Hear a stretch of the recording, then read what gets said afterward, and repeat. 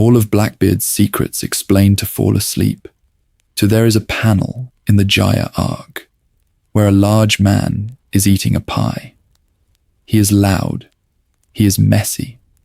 He is laughing at things that are not especially funny. He orders enough food for several people and eats it alone. Nothing about him registers as significant. He is background color, the kind of character a story uses to populate a tavern scene and then forgets, except that Yami noticed something and did not say what.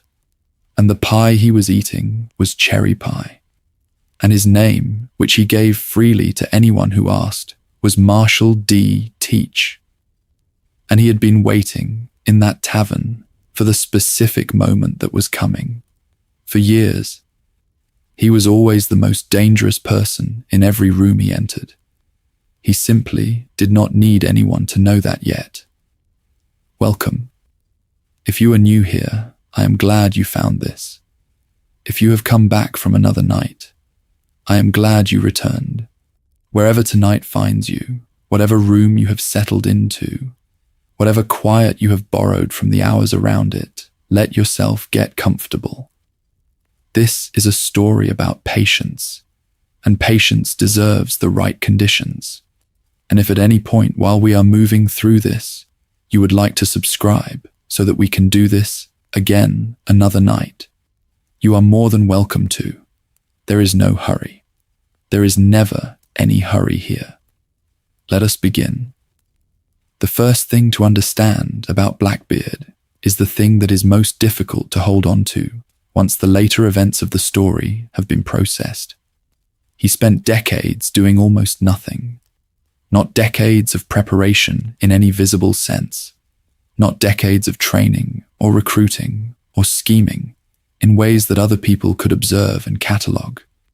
Decades of showing up, of being present, of performing the specific quality of unremarkability that requires, in a person of exceptional capability, a discipline that most people who have exceptional capability cannot sustain, because the capability creates pressure to be seen, to act, to demonstrate, and the discipline required to resist that pressure for 20 years is a form of will that looks, from the outside, exactly like its absence. MarshallDTeach was a member of the Whitebeard Pirates' 2nd Division.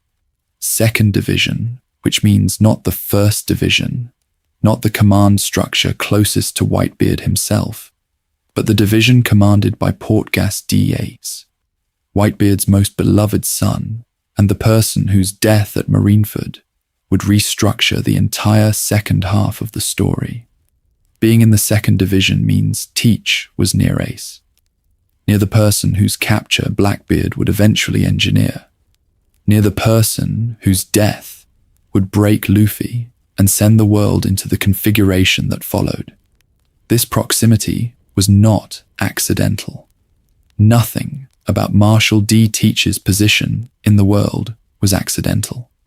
Every fact about where he was and who he was near was the product of a calculation so patient and so long-running that the calculation itself is the most significant thing about him. He did not seek promotion. This is the detail that the story presents without emphasis, allowing it to sit in the background of Whitebeard's crew descriptions as a minor anomaly, a low-ranking member who had been around for a long time. In an organization where individual power is the primary currency of advancement, where the crew's 16 division commanders were considered among the world's strongest fighters individually. A low-ranking crew member who had not advanced despite years of service is either a person of limited capability or a person who has chosen deliberately not to demonstrate their capability. The story establishes that Teach was not limited.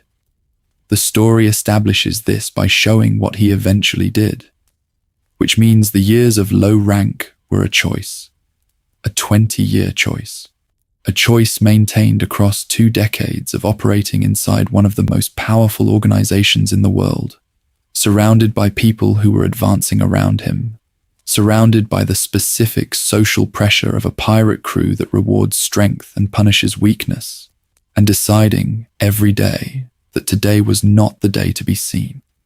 He was waiting for a fruit, not a fruit in the general sense, not the next available devil fruit that came through the crew's territory, or the most powerful fruit he could access.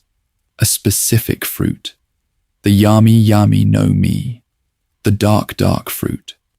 The story does not tell us when Blackbeard learned what he was looking for, or how, or who told him, or whether he found the knowledge himself.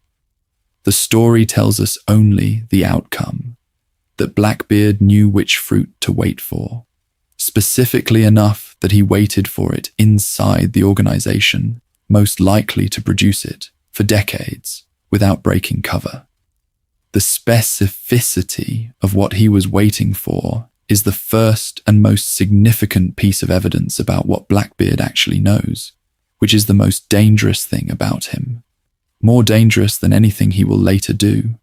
More dangerous than the dual fruits or the level 6 crew, or the position of Yonko he eventually occupies. He knows things he should not know, with a precision that the story has not yet explained.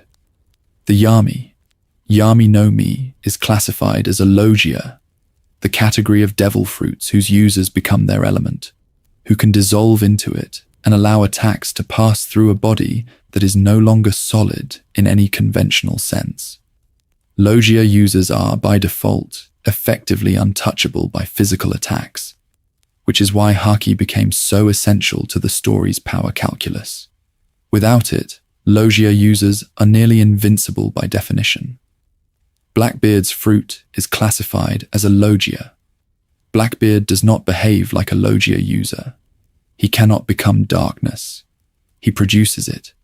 He remains solid, remains present, remains fully physical and fully hittable. And this is not a limitation of his training, but a fundamental property of the fruit itself. The specific characteristic that makes the Yami no Mi unlike any other Logia in existence. The darkness Blackbeard produces is a void, a gravitational absence, a pulling toward itself rather than a pushing away. Standard Logia powers project outward. Akainu's magma extends from his body. Kizaru's light fires from him in beams. Aokiji's ice emanates outward and freezes what it contacts. The Yami no Mi pulls inward. The darkness draws everything toward it, toward the void at its center. And anything drawn into that void, any devil fruit user caught in its pull, loses access to their power. The connection between the user and their fruit is severed by the darkness.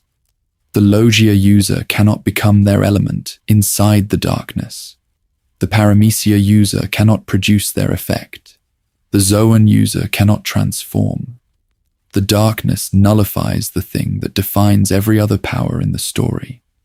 This is why Blackbeard waited for this specific fruit and no other. Not because it is the most destructive fruit, though the destruction it is capable of is significant.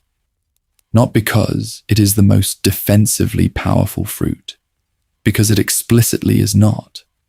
Because the Yami no Mi's user cannot even avoid being hit. He waited for it because it is the only power in the story that could neutralize other devil fruits, that could hold a devil fruit user in place long enough for the thing Blackbeard intended to do to them to be done. The Yami no Mi is not Blackbeard's goal.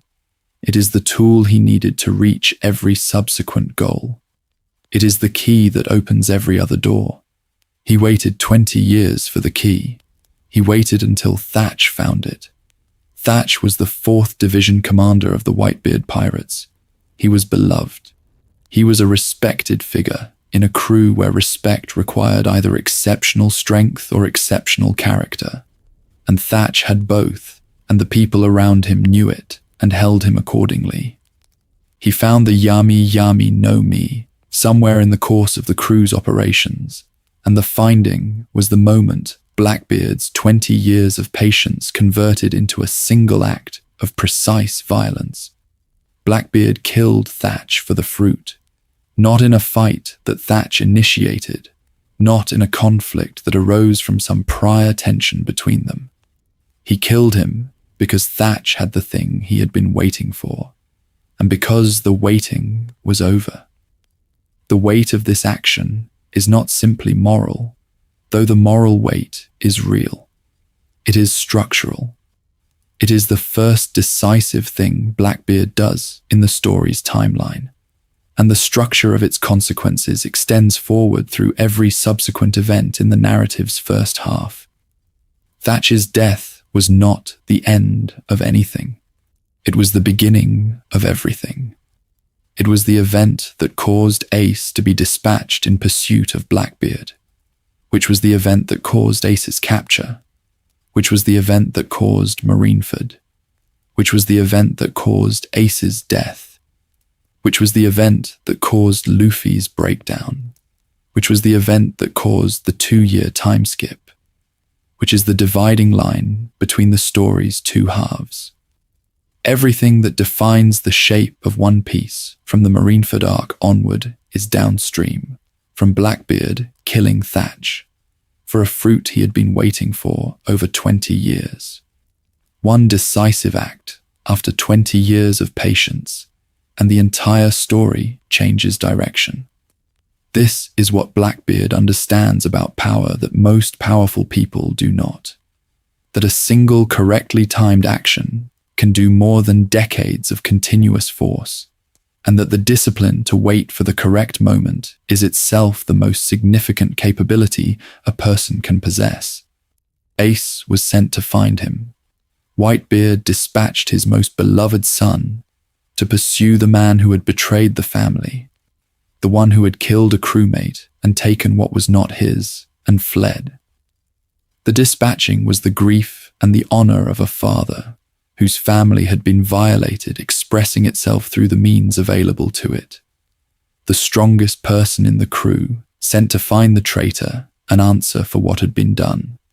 Whitebeard trusted Ace with this. Ace accepted it, and Blackbeard, who had known this response was coming as surely as he had known everything else, allowed himself to be found, fought Ace, won, and delivered Ace to the world government, in exchange for a position he had already decided was a key rather than a destination, the Warlord system. 7 pirates, each holding a government-sanctioned title in exchange for military service, each receiving amnesty for past crimes and the specific political cover of being an ally of the institution that would otherwise be hunting them. Blackbeard wanted none of these things. He did not want the amnesty, because what he was planning to do next was not the kind of thing amnesty could cover, regardless of the title he held. He did not want the political cover, because the political cover was only useful for people who were operating within a framework that recognized the government's authority as a meaningful constraint, and Blackbeard's operating framework did not include that recognition. He wanted the door, the specific door that Warlord's status could open, which was Impel Down, which was level 6 of Impel Down specifically, which was the most dangerous people the world had managed to contain in one place, waiting in the dark. The world government granted it. This is worth pausing on. The world government was presented with a person who had just killed a senior member of one of the 4 most powerful pirate crews in the world, betrayed his captain's family, and delivered a prisoner whose capture would trigger the war the government had been planning. They granted him a Warlord title. This tells you something precise about the institution's level of understanding of what Blackbeard was and what he was doing. They saw a powerful pirate who had demonstrated the willingness to work against other pirate interests and deliver results. They did not see the 20 years of patience that preceded the act. They did not see the specific calculation that led to the prisoner being delivered. They saw the outcome and responded to the outcome, which is the fundamental error of every institution that has ever tried to manage Blackbeard. They see what he does and not what he is doing, And the difference between those two things is everything. Now let us go back to Jaya. Let us go back to the tavern and the cherry pie and the large man who was not background color. Blackbeard was in Mocktown because Mocktown was close to Jaya, and he was watching for Luffy. This is established by the quality of attention he paid to Luffy's arrival, by the specific content of what he said to Luffy in their conversation. By the way, a person who has spent 20 years being careful about what they reveal handles a meeting with someone they have decided is worth revealing something to.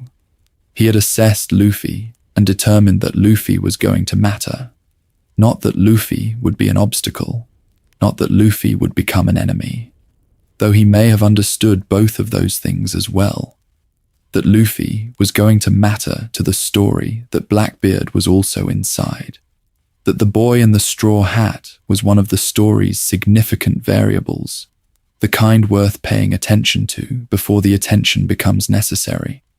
The conversation between them is the most carefully constructed scene in the Jaya arc, if you read it with what you later know.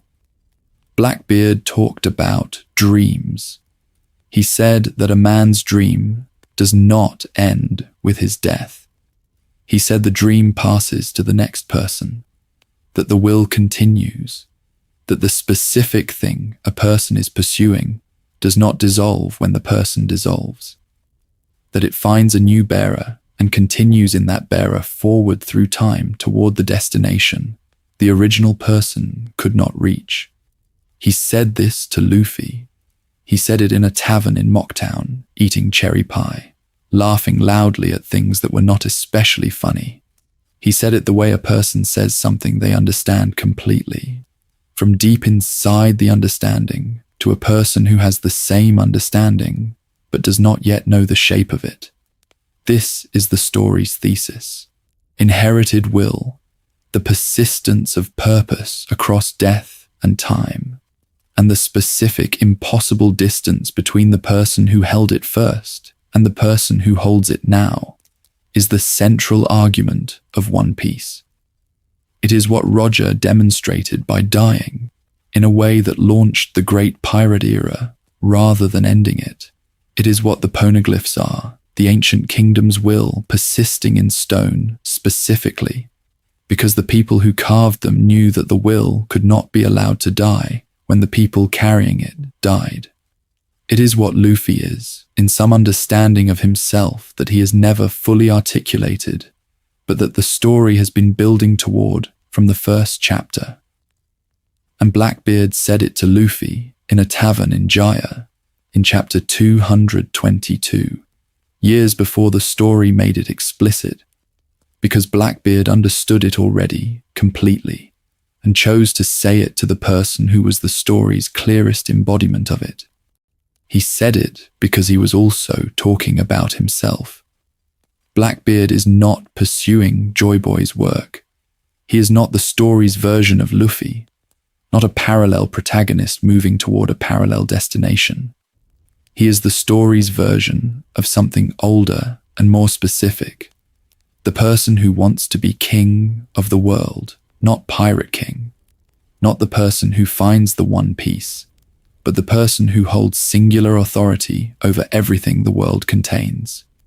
This is Rox D. Zebek's ambition, stated with the same specificity, aimed at the same destination, pursued through a structurally similar method. Blackbeard understands inherited will because he has inherited a will, the will of Rox, or something like it, something that connects to that earlier era of history that the government suppressed along with the Void Century, something that gives Blackbeard the specific knowledge he has about how the world actually works, knowledge that his biography as a low-ranking Whitebeard pirate does not explain, the cherry pie. He ordered 3 of them, which the story records without comment, in the way that Oda records significant details without comment, allowing them to sit in the scene doing their work in the background, waiting for the reader who looks twice. 3 cherry pies.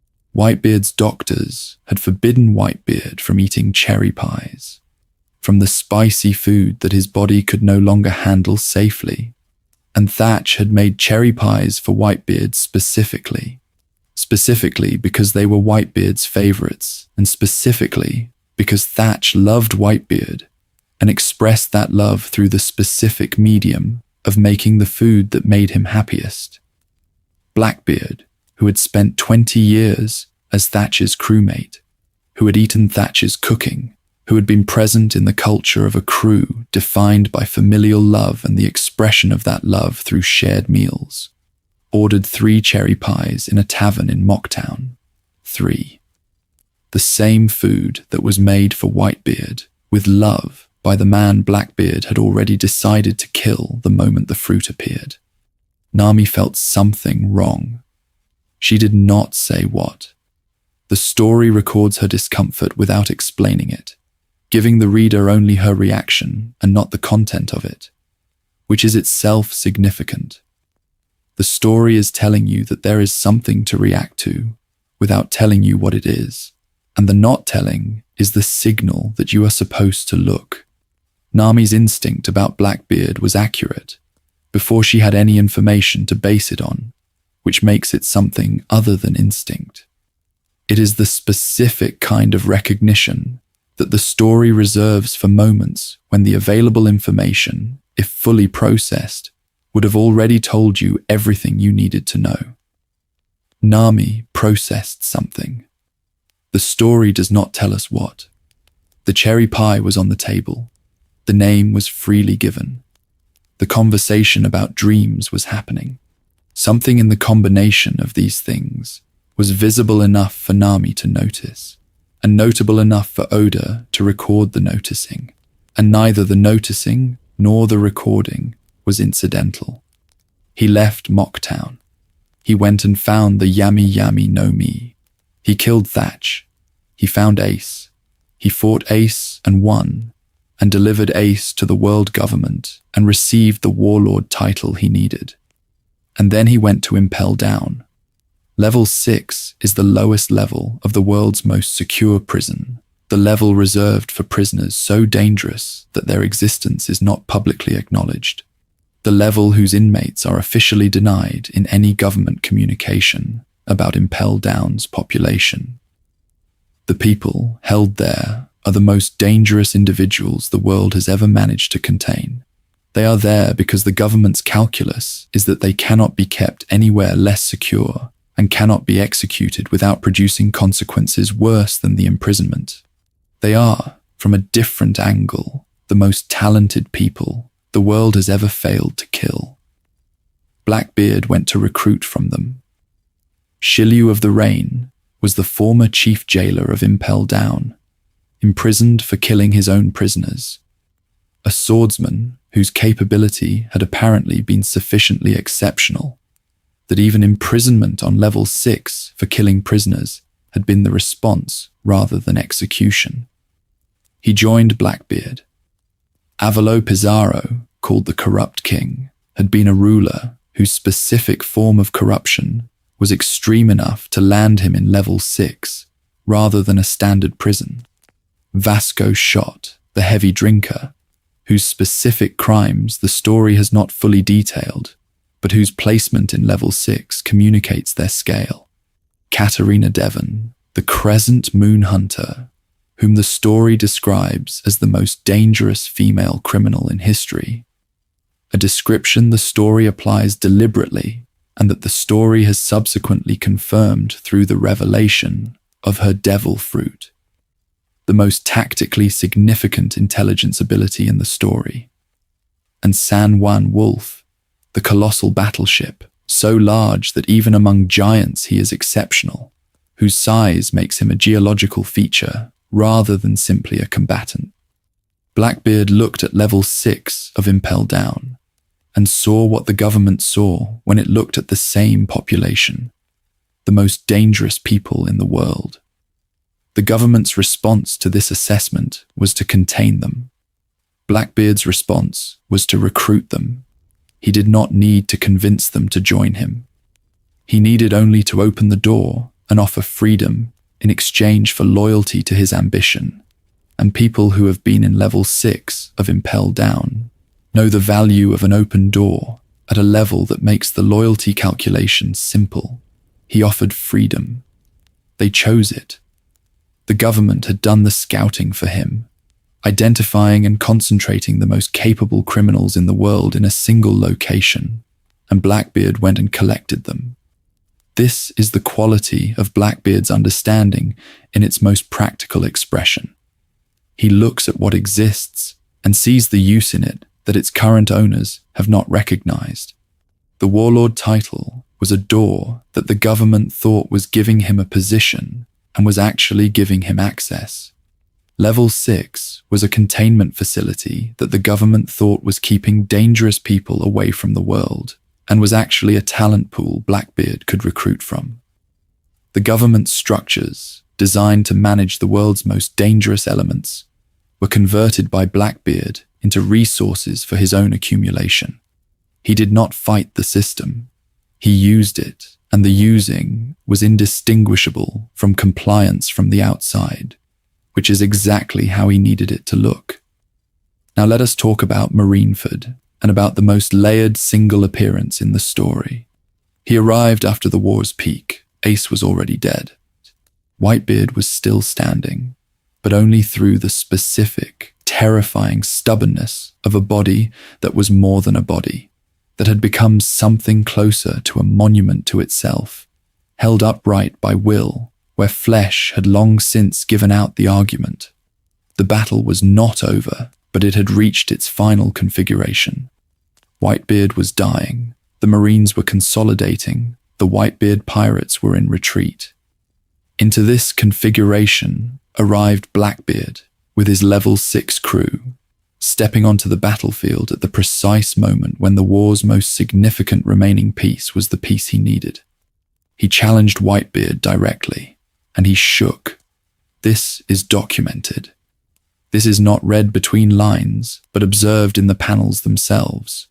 Blackbeard, who had spent 20 years performing patience, who had killed Thatch without hesitation, who had delivered Ace to the government and walked into Impel down and recruited its most dangerous population without visible fear, was visibly, physically afraid of Whitebeard, even at that moment.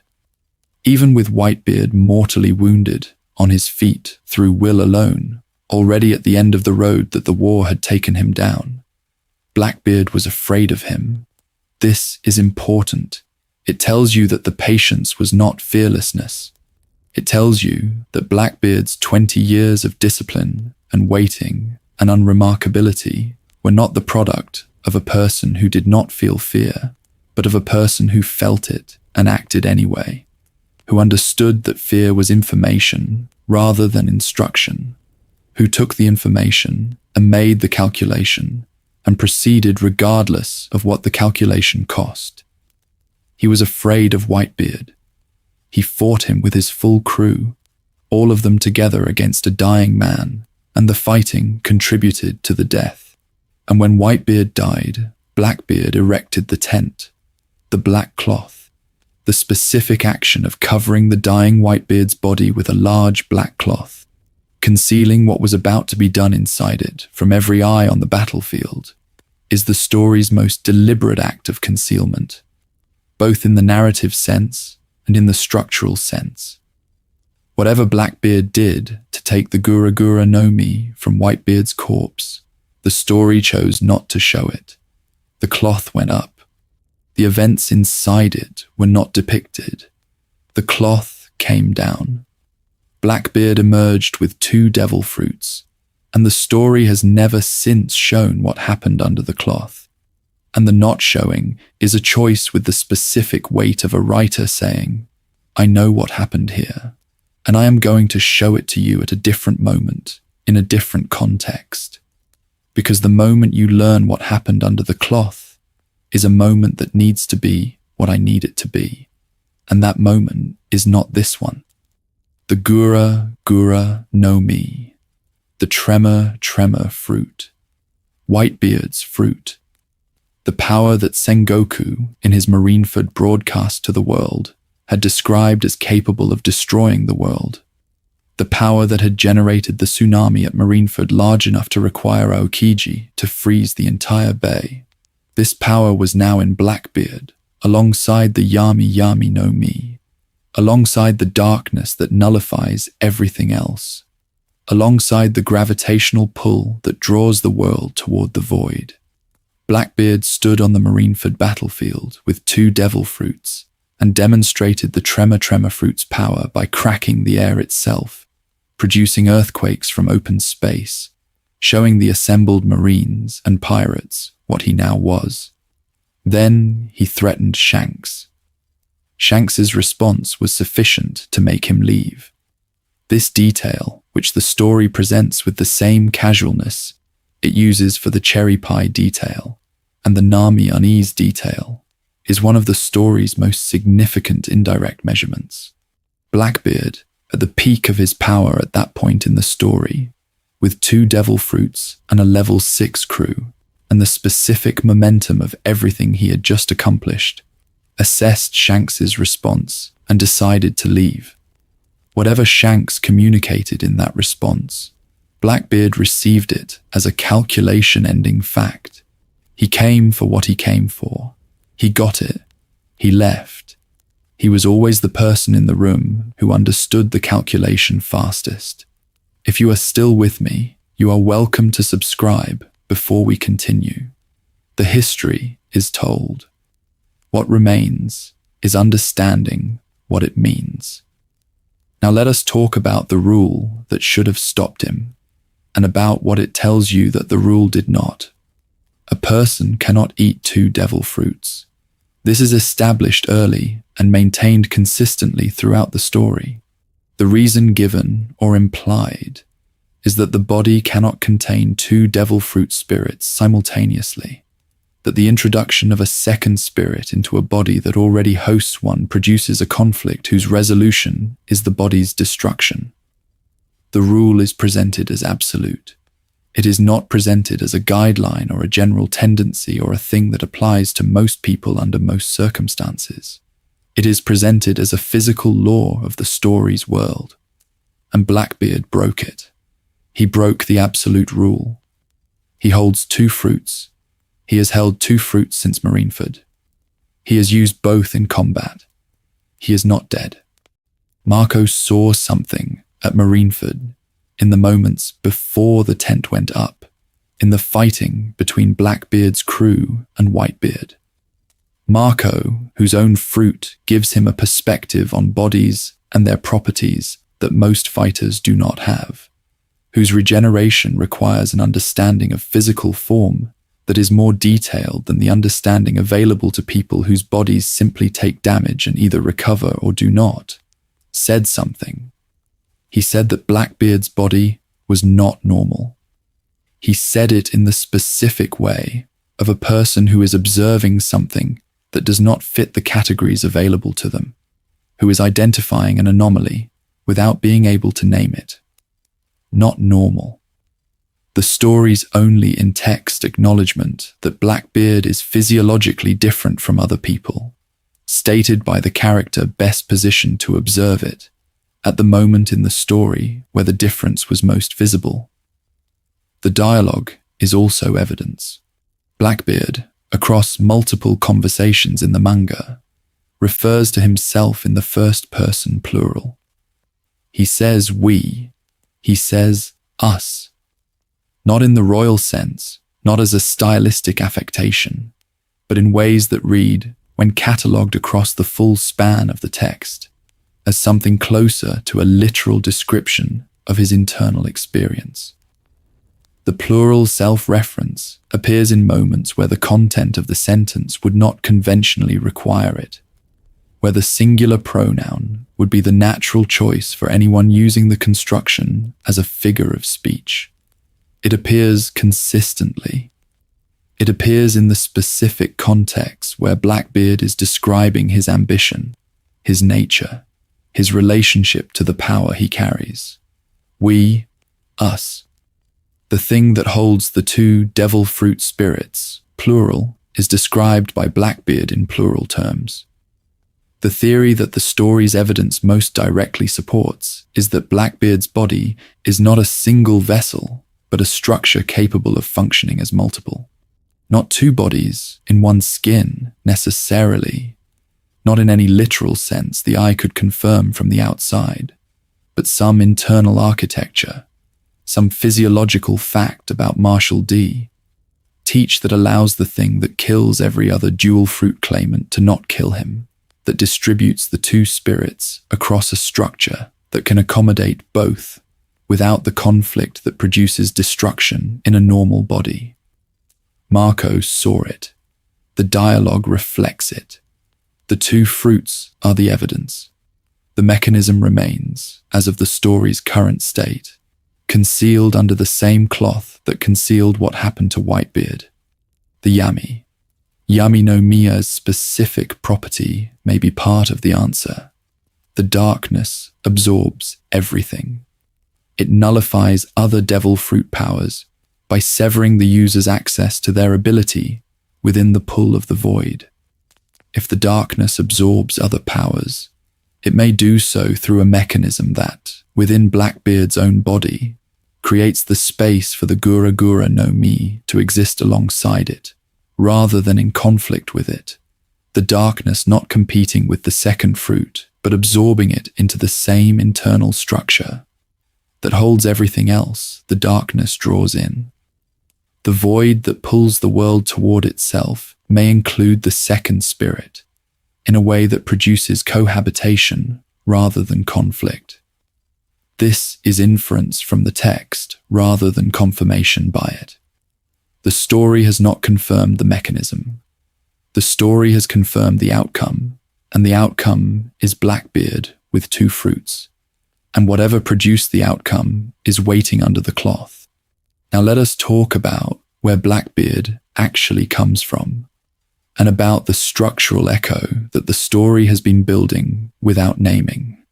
Rox D. Sebek wanted to be king of the world. Not pirate king, not the person who reaches the end of the Grand Line, not the person who finds the treasure. The person who holds singular authority over everything the world contains.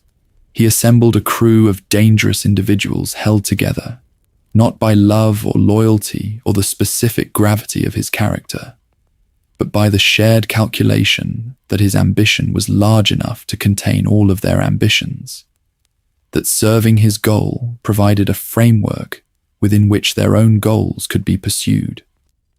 His crew included people who would later become 3 of the 4 Yonko of the following era: Whitebeard, Big Mom, Kaido. He carried the D. He required both Roger and Garp together to defeat, a partnership between enemies whose necessity was the specific measure of how large the threat he represented was. Blackbeard wants to be king of the world. He has stated this. Not Pirate King, not the One Piece, but the position that Rox described when he described his ambition. He has assembled a crew of dangerous individuals held together by the calculation that his ambition is large enough to contain their own. His crew was recruited from the most dangerous population the world had concentrated, from people whose individual capabilities made them threats of Warlord or above equivalent. He carries the D. He required Whitebeard dying to be defeated in the encounter that gave him the Gura no Mi, which is another way of saying that the encounter required a person of Whitebeard's specific caliber of power, and the caliber being required is the measurement. The story has not confirmed that Blackbeard has any direct connection to Rox D. Azebek. What the story has confirmed is the structural parallel, built with the care that Oda applies to structural parallels that are meant to be noticed. The goal is the same. The method is similar. The D is shared. The scale of force required to stop them is comparable. And Blackbeard knows things about the world's deeper history, about the fruits and the D, and the will and the coming era, that his stated biography does not explain. He was not at Ohara. He did not sail with Roger. He was not present for the conversations between Rayleigh and Shaki, not a part of the communities that preserved the knowledge the government has been trying to suppress. He was a low-ranking member of the Whitebeard Pirates' 2nd Division, performing unremarkability for decades, knowing exactly what fruit to wait for, with a specificity of knowledge that the unremarkability cannot account for. Someone told him, or something told him, or he found records that told him. The source of Blackbeard's understanding of the world's actual structure is the story's most important unanswered question, more important than the dual fruit mechanism, more important than the tent at Marineford, more important than any of the visible facts of his biography. Because everything else that Blackbeard has done is downstream from that understanding. The patience was in service of the knowledge. The 20 years of unremarkability was the protection of someone who knew what he knew, and understood that what he knew would make him a target if it became visible. The knowledge is the foundation. Everything else is the structure built on the foundation. And the foundation's origin is still, as of the story's current state, unknown. Now let us talk about what he built and what the building reveals about what he is. The Blackbeard pirates operate as a distributed network rather than a concentrated fleet. This is the most significant organizational fact about them, and it distinguishes them from every other major pirate organization in the story. The Yonko system, as it existed before the story began dismantling it, was defined by territorial control. Big Mom had Toto Land, a cluster of 35 islands plus Whole Cake Island. Kaido had Wano and the surrounding territories. Whitebeard had regions of the New World carved into family domains for his fleet. The organizational principle was concentration, power centered on the captain's location, radiating outward through the crew structure. Blackbeard's tithe system produces something different. Each of his 10 Titanic captains commands a ship and a crew, operating across the New World independently, sending a percentage of earnings back to the central organization. The structure is not concentrated, but distributed. Not a wheel with a hub, but a network with nodes. Each node capable of operating autonomously, the network's power being the sum of its components rather than the projection of a center. This structure is harder to decapitate. The standard way to break a Yonko organization is to remove or defeat the captain and watch the organization lose its cohesion, which is why every major Yonko conflict in the story has been aimed at the captain. Blackbeard's distributed structure means his organization can sustain damage to any individual component, including damage to Blackbeard himself, without collapsing, because the other components continue to operate. The capabilities of the confirmed Titanic captains tell you what Blackbeard prioritized when he was building the organization. Shiliara carries the Suke no Mi, the clear fruit that grants invisibility, taken from Absalom after his death.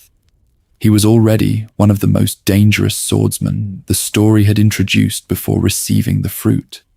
An invisible swordsman who has not been seen when he attacks and cannot be located through standard visual perception is a threat against which Haki is the only meaningful counter. And Haki-based awareness requires the user to sense an opponent's intent before the attack arrives, which requires a sufficiently large gap between the intent and the action for the sensing to matter. Shilio is an assassin made more dangerous by a power that removes his visibility, operating inside an organization that uses his capability as one of its tactical assets. Van Auger has the Wapu no Mi, the warp fruit, teleportation, the specific power whose tactical implications change everything about how a confrontation involving him must be approached. He can transport himself and others instantaneously. He can extract crew members from losing situations. He can insert attackers into positions they could not have reached through conventional movement. He can render geographic containment impossible, which is the one tactical limitation that large organizations can impose on powerful individuals. You cannot corner a person who can leave any location in an instant. Van Auger's teleportation means Blackbeard cannot be contained geographically, means his crew cannot be trapped in any conventional sense, means every tactical scenario involving the Blackbeard pirates must account for an escape route that requires no physical path to exist. Katarina Devon carries the Inu Inu, no Mi Model, Kyubi, no Kitsune, the nine-tailed fox mythical Zoan. The specific capability this grants is shape-shifting into the appearance of other people. She can become anyone. She can replicate the appearance of a known figure with sufficient accuracy to deceive people who know that figure well, which means she can operate as any identity she chooses within the limits of her observation of her targets. This is the most dangerous intelligence capability in the story, in a story where intelligence is often the difference between outcomes. An organization with perfect disguise capability has the ability to insert its agent into any environment, to manipulate any situation from the inside, to impersonate authority figures and trusted individuals, and create confusion at the exact moments when clarity is most needed. Devon's capability is the foundation of a surveillance and manipulation apparatus that no other major organization in the story possesses. Jesus Burgess has been pursuing a devil fruit since Dressrosa, specifically attempting to claim the Mera Mera Nomi at the Corrida Colosseum, and subsequently pursuing other opportunities for a fruit as the story has progressed. He has not yet confirmed a fruit as of the story's current state. He is the captain who is still becoming what Blackbeard recruited him to become, still building toward the full expression of what the organization needs from him. His persistent fruit hunting is itself information about Blackbeard's organizational philosophy. The captain expects his Titanic captains to be acquiring new capabilities, to be improving their positions in the power hierarchy, to be treating their current state as insufficient relative to what they are being built toward. Lafitte appeared at the Warlord selection meeting before Blackbeard was known to the world. This is the detail that receives the least analysis relative to its significance. The Warlord selection meeting was not a public event. It was a government proceeding to replace a vacated position with a new candidate, a process that involved the Marine command structure and that Lafitte attended without invitation, hypnotizing the assembled officials into giving Blackbeard's candidacy serious consideration. He was there. Blackbeard's organization had an operative inside the government's proceedings, before Blackbeard's name appeared on any public list, before the world knew Blackbeard existed as a significant figure. Infrastructure. The organization had infrastructure before it had public presence. Blackbeard was not building an organization after becoming known. He had an organization before he became known. The 20 years of unremarkable crew membership were also, apparently, the 20 years during which the organizational infrastructure was being assembled. This is the thing that the story presents through the accumulation of specific details, rather than through any direct statement. Blackbeard was never simply a pirate who happened to be ambitious. He was the commander of an organization that was operating before anyone knew it existed, that had assets inside government proceedings, that had a navigator and operative of Lafitte's capability deployed, while Blackbeard was still performing unremarkability inside the Whitebeard pirates. The patience was not the patience of a person waiting to begin. It was the patience of a person who had already begun, who had already built the pieces, who was waiting only for the specific moment to reveal that the pieces were in place. Now let us talk about what Blackbeard knows. and about why the knowing is the most frightening thing about him. He told Luffy and Jaya that a man's dream does not end. He said this to the person who is the story's clearest living embodiment of the thesis, about whom the thesis is most specifically true. At a time when neither the reader nor Luffy himself had a complete understanding of what the thesis meant or how fully it applied to the person in the straw hat. Blackbeard understood it.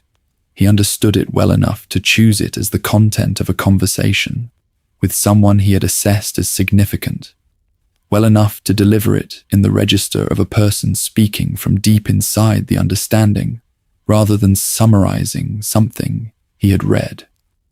The understanding was his. He had it before the story made it available to the reader. He knew which fruit to wait for. The Yami no Mi is not the most famous fruit in the story. It is not the kind of fruit whose properties would be generally known from casual reputation. The way that Whitebeard's quake power or Big Mom's soul extraction are broadly understood by the world's pirates as capabilities belonging to specific people. It is a fruit whose specific interaction with other fruits, the nullification property, the gravitational pull that severs a user's access to their ability, would require detailed knowledge of the fruit system's mechanics to appreciate as valuable. Blackbeard appreciated it. He waited for it with the specificity of someone who knew exactly what he was waiting for and why it was worth waiting for. He knew the right moment to act at every stage. Kill Thatch when the fruit appeared. Fight Ace when Ace came. Trade Ace for the Warlord position. Use the Warlord position to access Impel down. Recruit from level 6. Arrive at Marineford at the correct moment. Take the Gura no Mi from Whitebeard's corpse. Depart when Shanks's response made departure the correct calculation. Every step was the right step at the right time, which is either extraordinary luck or the product of an understanding of the situation that allowed the correct step to be identified before it was taken. Blackbeard's biography does not contain a source for the understanding. The understanding is there regardless of whether the source has been shown.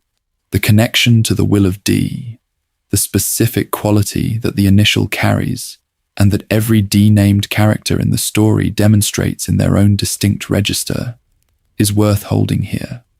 The D carries a will that is specifically the will to continue in the face of whatever the world deploys against it, the refusal to be stopped by the circumstances that stop most people, the specific stubborn persistence that the government calls natural enemies, and that the story demonstrates through every D carrier, from Roger to Ace to Luffy to Law. The will takes different forms in different people. In Roger, it was the freedom to go anywhere and do anything. In Whitebeard, it was the love for his family, the refusal to let the people he loved be taken. In Luffy, it is the inability to accept limits, the specific physics of a person whose will does not recognize ceilings. In Blackbeard, it is patience, the willingness to wait as long as necessary. The ability to sustain a course of action across decades without the kind of visible progress that most people need to maintain conviction. The will to endure unremarkability indefinitely for the sake of a goal that requires the right moment rather than the nearest available one. This is the most dangerous will in a world that rewards decisive action. In a world of powerful people doing powerful things, the person who is doing nothing is invisible, and the invisible person is accumulating quietly everything that the visible people are spending on being visible. Now let us talk about Luffy, and about what the story has been building toward in the space between the two D carriers. They met in a tavern in Mocktown. They ate together. Blackbeard ordered 3 cherry pies. Luffy ordered enough food to bankrupt a normal person's budget. Blackbeard spoke about dreams. Luffy listened though listening in Luffy's case is a form of reception that does not necessarily resemble what listening looks like from the outside.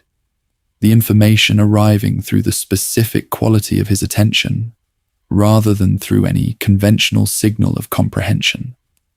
They were in the same room, the person who would be the story's final antagonist, and the person who would be the story's protagonist, sharing a meal, and neither of them knowing the full weight of the other, and both of them, in their different ways, already understanding the most important thing, that the other person was going to matter. The structural opposition between them is the story's most complete mirror. Their powers are not simply different in the casual sense that two fighters' powers are different. They are opposites in the specific sense of expressing precisely inverted philosophies through the mechanism of their abilities. Blackbeard's power draws inward, pulls toward the void, absorbs, nullifies, converts the force of everything around it into material for the darkness to contain.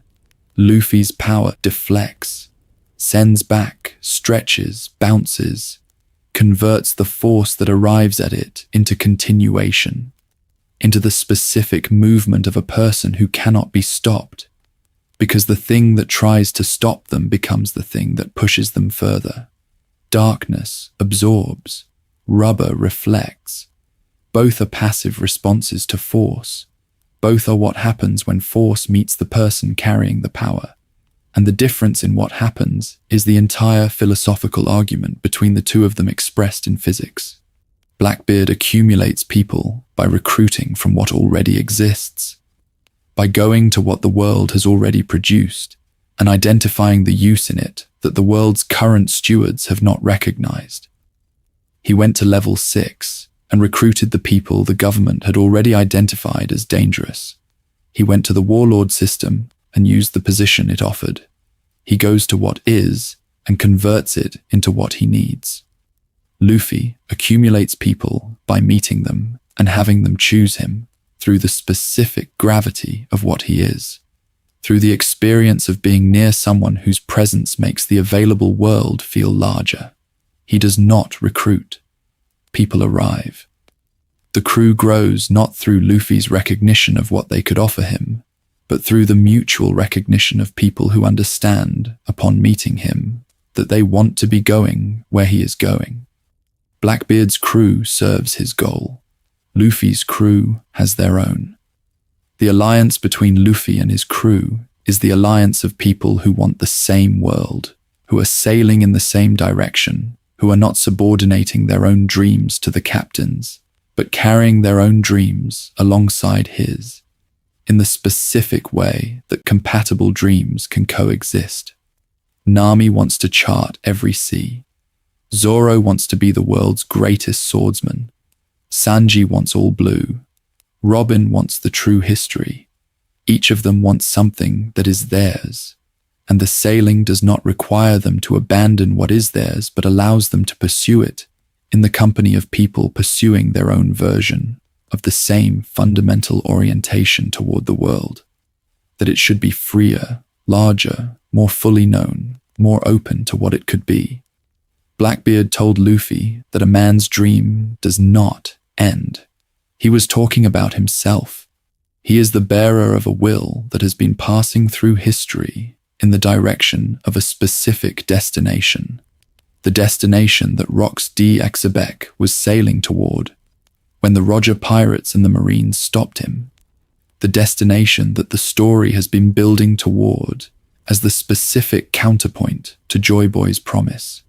If Joy Boy's promise is the opening of the world, the return of what was sealed and suppressed and locked away, then Rock's ambition and Blackbeard's ambition is the alternative completion, the ending where the world is not opened but owned, where the singular authority Rox described is exercised by the person who accumulates enough power to hold it. The person who was sent to stop Rox at God Valley was Roger. The person who will be asked to stop Blackbeard is sailing toward the same destination Blackbeard is sailing toward, but from the other direction with the laugh that Roger recognized, and the hat that Roger passed, and the fruit that the government spent 800 years trying to prevent from arriving. 2D carriers, 2 inherited wills, 2 destinations that cannot both be reached.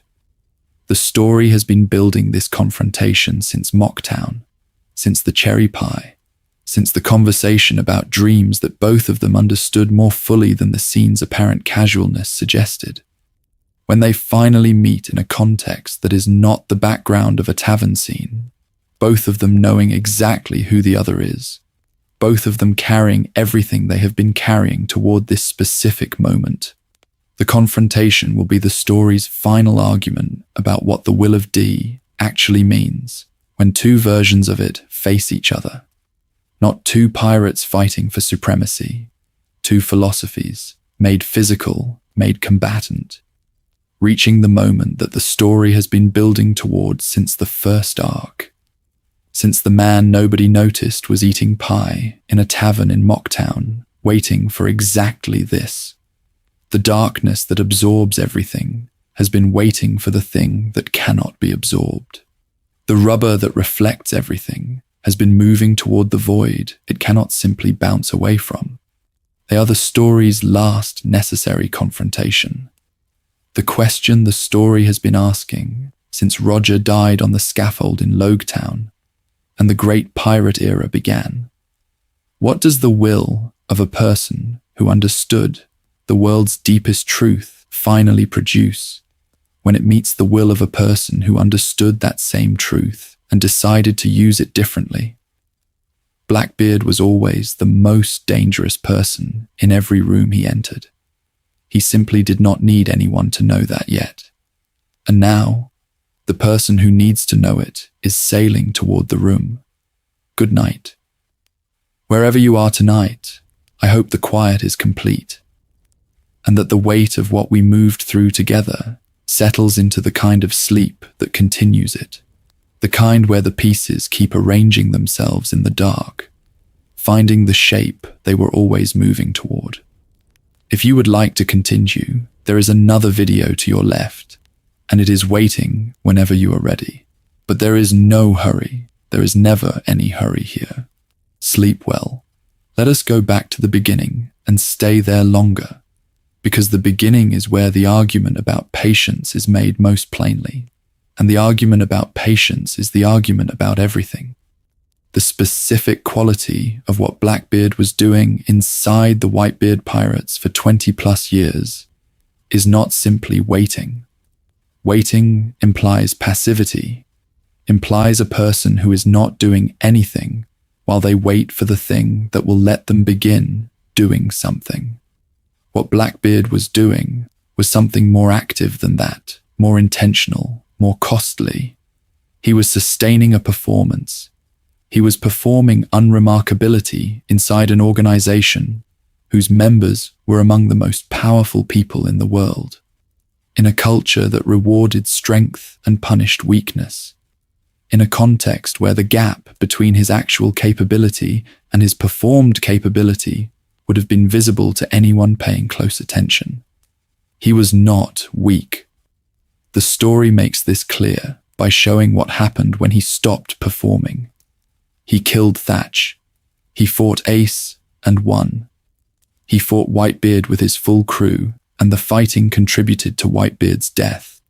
He is not a person of moderate power who spent 20 years at moderate power's appropriate rank. He is a person of extraordinary power who spent 20 years at low rank because low rank kept him unnoticed. And the unnoticed was the cover the rest of the plan required. The performance required something specific from him. It required the daily decision not to be seen, not to seek promotion when promotion would have been available, not to demonstrate capability in the moments that capability would naturally demonstrate itself in a crew of fighters who are constantly operating at the edge of what they can do. Every training session, every battle, every conversation about strength that happens in any crew of powerful pirates, Blackbeard was present for and performed at a level below what he was capable of.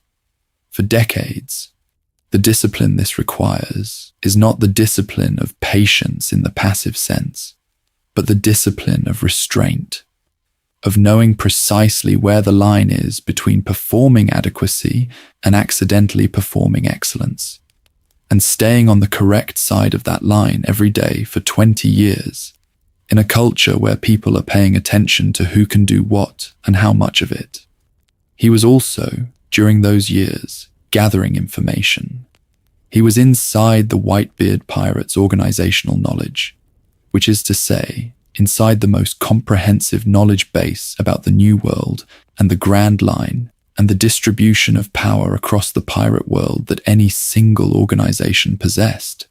He was near Whitebeard, who had been alive and active for decades, and who carried in his memory and his crew's institutional knowledge the accumulated intelligence of the world's most powerful pirate fleet. He was near Ace, who carried the will of the Pirate King in his blood, and who was building his own understanding of the world through the specific quality of his position in the crew. Blackbeard was embedded in the best possible location for a person who needed to understand the world deeply enough to move through it with the precision his plan required. This is the shadow meaning of the 20 years.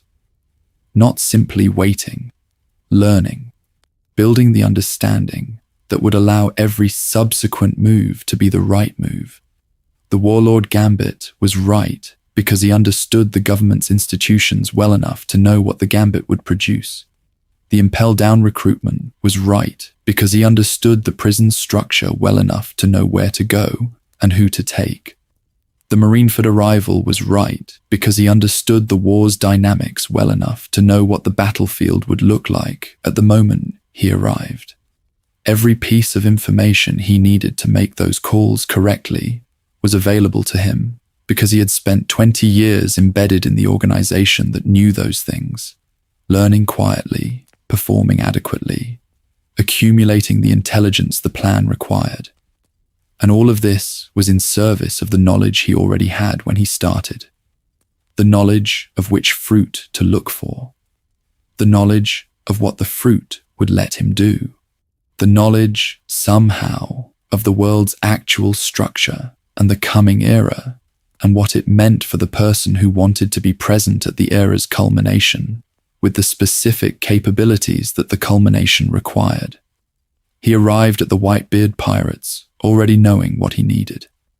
The 20 years added the information he needed to execute. The foundational knowledge, the knowledge of what to look for and why, was already there. Let us talk about the era that knowledge came from. The Void Century was 100 years of history that the world government suppressed. The ancient kingdom was destroyed. The poneglyphs were distributed. The knowledge was encoded in stone and spread across the world specifically because the people who encoded it understood that anything not distributed, anything kept in a central location, was available to be burned along with everything else the winner of the war decided to burn. The specific knowledge that the government most wanted suppressed, the knowledge most worth encoding in indestructible stone and distributing across the world's geography, was the knowledge about what had happened, and who had done it, and what it meant for the world that had been built on top of what the doing had destroyed. Blackbeard knows things that the poneglyphs contain or imply. He knows about the D and what it means. He knows about the fruits and their properties. He knows about the coming era and what the era requires. He knows the story's thesis, inherited will, the persistence of purpose across death and time, with the completeness of someone who learnt it, rather than the completeness of someone who was told it at the end of a 30-year voyage as a revelation. His knowledge feels prior to the specific events that produced the knowledge for other characters. Rayleigh knew because he was there. Robin knows because of O'Hara and the poneglyphs. Roger knew through the voice of all things. Dragon may know through the Revolutionary Army's research. Blackbeard knows, and the source of the knowing is the story's most significant unanswered question about his character. The rocks connection, which the story has built structurally without making explicit, is the most available answer to the source question. If Blackbeard's knowledge comes from a lineage connected to Rocks D, Sebek, from records or teachers or organizational memory that runs through the same suppressed history, that produced the Rocks pirates. Then the source would account for everything: the specific fruit knowledge, the understanding of the D, the awareness of the coming era, the goal of being king of the world rather than pirate king, the method of assembling a crew of individually dangerous people through the logic of contained ambitions rather than through love. All of it would be downstream from a tradition that predates the story, that runs through the era the government has been suppressing, that connects Blackbeard to Rocks the way Luffy's inheritance connects him to Roger. The government suppressed the Void Century specifically because the truth of it would destabilize the authority built on the ruins of what the war destroyed. One of the things the suppression would have naturally produced is the concealment of Rock's ambition and the specific method he was using to pursue it. Because an ambition to be king of the world, combined with the method of assembling the world's most dangerous people under a single will, is exactly the kind of historical information that the government would not want preserved in the public record. The Rocks pirates at God Valley are suppressed history. What Rocks was trying to do is suppressed history. The method of it, the why of it, the specific understanding of the world's structure that produced the ambition and the method is suppressed history. And suppressed history that the government has tried to erase tends to find its way through the cracks, tends to be preserved by the people most interested in it, tends to arrive in the hands of the people most inclined to use it. There is a government agent named Rocks that appears in the story's historical accounts. There is a battle that Garp is reluctant to discuss. There is an island that no longer exists. And there is a man eating pie in a tavern in Jaya who knows things he should not know, who has been patient for decades in service of a goal that matches the goal of the person who required Roger and Garp together to stop. The structural parallel is built. The confirmation is coming. The thread runs from God Valley to Mocktown through whatever history Blackbeard carries that his biography in the Whitebeard Pirates does not account for. Now let us consider the specific capabilities of the Blackbeard Pirates in more detail, because the capabilities tell you what Blackbeard was building the organization to do, and what the organization is designed to do is what Blackbeard intends to do. An invisible swordsman, a teleporter, a perfect shapeshifter, a massive fleet distributed across the new world through the tithe system. This is not the apparatus of a pirate organization in the conventional sense.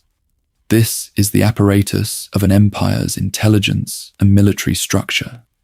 The invisibility provides assassination and espionage. The teleportation provides rapid deployment, extraction, and the elimination of geographic containment as a tactical option. The shape-shifting provides infiltration and identity manipulation at the highest level. The tithe system provides distributed income and distributed force, neither concentrated enough to be decapitated by removing a single component, nor isolated enough to fail when one component is removed. This is the structure of an organization designed to govern, not simply to fight. Blackbeard is not building a pirate crew. He is building the infrastructure of the authority he intends to hold. The specific people he chose for the Titanic captain positions are also evidence of the priority structure. He did not simply recruit the strongest available. He recruited towards specific capability gaps: invisibility, teleportation, shape-shifting. He went to level 6 not because level 6 contained the most powerful people he could find, but because level 6 contained people with the specific combination of power and desperation that makes them useful as organizational assets. The desperation of level 6, the specific hunger of people who had been in the world's most secure prison in its most denied level, would produce the kind of loyalty that desperation tends to produce. Not the love loyalty of people who follow because they want to, but the calculation loyalty of people who follow because the alternative is worse and because the person offering the alternative has demonstrated the capability to deliver it. Shilyu's invisibility, added after the main recruitment, was acquired through Shilyu's own action. Absalom was killed, the Suke no Mi reincarnated, and Shilyu was positioned to take it. This is either Blackbeard's organizational design, Shilyu being positioned specifically to receive the fruit when it became available, or Shilyu's own initiative, recognizing the opportunity and taking it in the way that a person recruited for capability and given freedom to develop that capability would do. Either interpretation reflects well on Blackbeard's organizational design. Either he positioned Shilyu to acquire the fruit, which demonstrates the long game thinking applied at the tactical level of individual crew members, or he created an organizational culture where capable people develop themselves in the direction that serves the organization, which is even better from a leadership perspective, the self-developing crew being more sustainable than the managed crew. And Van Orge's teleportation changes the tactical dynamic of every potential confrontation involving the Blackbeard pirates in ways that the story has not yet fully explored. Consider the specific scenarios. Luffy's crew cannot corner the Blackbeard pirates geographically, because anyone facing defeat can be teleported out. Blackbeard himself cannot be isolated from his crew, because Van Orge can bring crew members to Blackbeard's location, regardless of where the confrontation is occurring. Information can be transmitted across any distance instantaneously by teleporting a messenger. Reinforcements can be deployed to any engagement in a single moment. The tactical ceiling on the Blackbeard pirates is not defined by their geographic reach or their ability to move conventional forces to a location, but by their intention to be at a location. An intention is the only variable that stops them. Devon's shape-shifting into the appearance of other people is the piece of the organization's capability that the story has been most careful about building toward.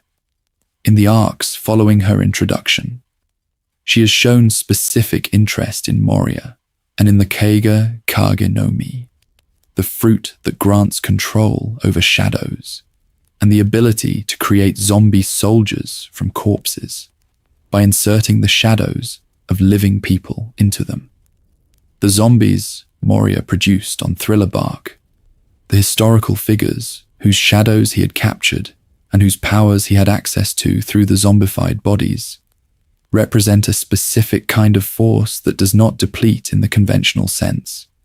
Historical fighters, resurrected in bodies that do not feel pain or fear or the limitations of living biology. If Devon's ability to impersonate other people is combined with the organizational capability to acquire Moria's fruit, the implications for a story about inherited will and the persistence of purpose across death are significant in ways the story has not yet made explicit but has been positioning. Now let us consider the conversation in Jaya one more time. From the full distance of everything we have moved through tonight, Blackbeard sat in a tavern in Mocktown and spoke about dreams to the person who would eventually become his final opponent. He spoke about them with the ease of someone describing something he had thought about so long and so completely that it no longer required effort to articulate. The way a person describes something they know in their body rather than in their head. A man's dream does not end. The will continues. The specific thing a person is pursuing finds its way to the next person and continues in them forward through time. He said this. He said it to Luffy, who embodies it, who is it, who has been it since before the story had the vocabulary to name what he was. And Blackbeard knew what Luffy was. He had assessed Luffy. He had decided Luffy was worth talking to about this. He was, in saying these things to Luffy, both giving something away and positioning something, the way a person who understands strategy gives information that seems like transparency, but is actually a form of communication that serves the strategic purpose. What was he communicating? Perhaps that he knew what Luffy was, and that Luffy should know that he knew. Perhaps that they were both inside the same story, from different positions, moving toward the same destination from opposite directions, and that the recognition of this between them was worth having in the open before the confrontation that the recognition implied. Perhaps simply that he wanted to say the thesis aloud, in the hearing of the person most likely to understand it, for the same reason that any person who has understood something deeply wants to say it to the person who understands it equally. The specific satisfaction of speaking with someone who receives what you are saying at the level you mean it, rather than the level they can process from their current position. The conversation about dreams in a tavern in Mocktown is the story's deepest moment of connection between the two D carriers, and it occurred before either of them was the person they would become by the story's current state. Luffy was a boy with a 30 million berry bounty who had just fought in Alabasta. Blackbeard was a man with no public bounty who had been performing unremarkability for decades and was on the verge of the first decisive act of his plan.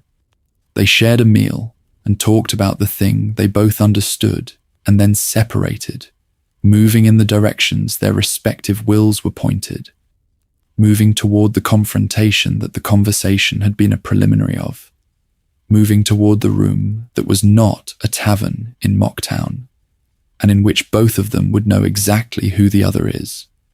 The darkness that absorbs everything has been waiting for the thing that cannot be absorbed. The rubber that reflects everything has been moving toward the void it cannot simply bounce away from. They are the story's final necessary opposition, the question it has been carrying since the first chapter, since Roger's execution and the birth of the era that Roger's death produced, since Joy Boy's apology in the stone at the bottom of the sea. What does the will of a person who was born with the sun, God's laugh, actually do when it encounters the will of a person who has been patiently, methodically, for 20+ years, building the specific apparatus to contain it? Blackbeard was eating cherry pie in a tavern in Mocktown. He was loud and messy and laughing at things that were not especially funny. He was the most dangerous person in the room. He simply did not need anyone to know that yet. And now, the person who needs to know it is sailing toward him, with a laugh that Roger recognized, and a hat that passed through 3 people to reach him, and a fruit that the world spent 800 years trying to prevent from arriving. The room is coming. The confrontation is coming. The story has been building toward it since before either of them understood the full shape of what they were building toward. The pie in the memory is still cherry. The name was freely given. The dream does not end. Good night.